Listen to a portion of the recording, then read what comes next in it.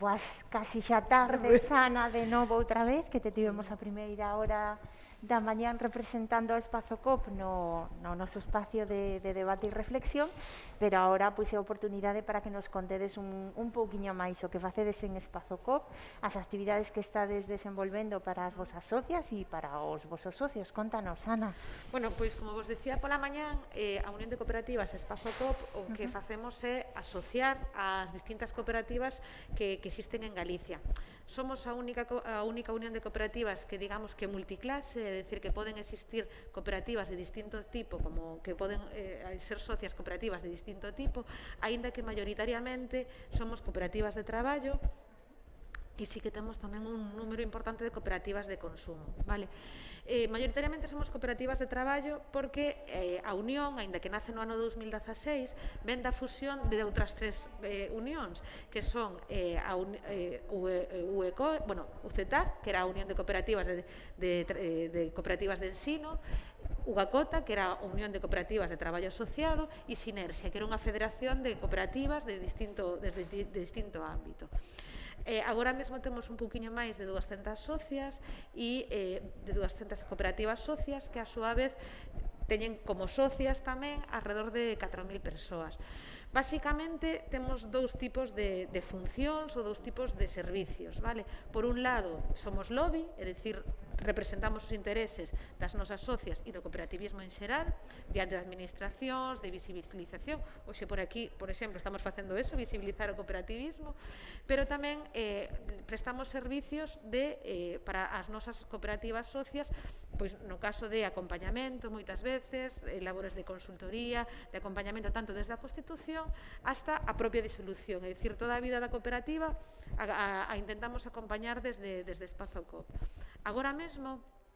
temos en marcha, a maior parte das actividades que temos en marcha están moi ligadas á crise da COVID. Evidentemente, claro, nos colleu a todas, entonces agora o que estamos intentando é acompañar as cooperativas a que resolvan as problemáticas que veñen derivadas da crise da COVID da mellor forma. Pois nun primeiro momento, axudando nos procesos de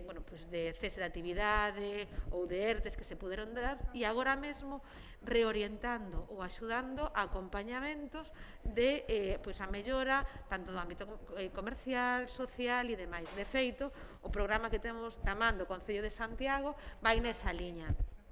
Acompañar as empresas que ademais, en Santiago de Compostela temos unha incidencia moi alta, afortunadamente, a economía social está ben representada e está especialmente ben representada en algúns sectores, como pode ser o cultural, que ahora mismo ten unhas necesidades moi específicas. Sí, digamos que o sector da cultura,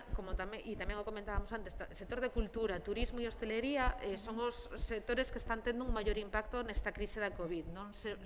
Sobre todo, no caso da cultura, non tanto porque non se podan facer eventos, sino todo o contrario, porque de feito, eventos como o que estamos facendo hoxe son eventos totalmente seguros e de feito os contaxios que se está vendo dentro do ámbito cultural prácticamente non existen, o sea, non existen contaxios dentro do eido cultural, pero sí é certo que o que necesitan no ámbito da cultura é pasar algúns eventos a streaming ou a formatos digitais como estamos facendo hoxe, vale? Pero tamén necesitan unha seguridade en canto a que protocolos hai que levar a cabo e que esos protocolos sean estandarizados, porque moitas veces cada administración ou cada contratador, digámoslo así, establece cales son os protocolos ou cales son os mínimos que se poden levar a cabo. Tamén estamos axudando a repensarse, que haga un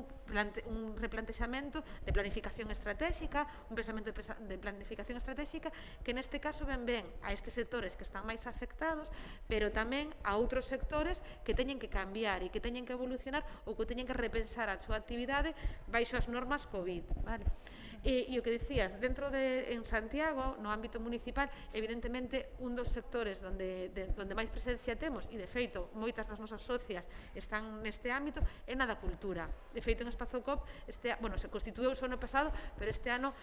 o ano que está tendo máis actividade é a propia sectorial de cultura, porque agrupa a un número moi importante de cooperativas culturais e o que intentamos é facer o acompañamento que che comentaba, pero tamén a representación diante das distintas administracións para que aclaren e para que non cancelen os eventos que se poden celebrar de forma totalmente segura.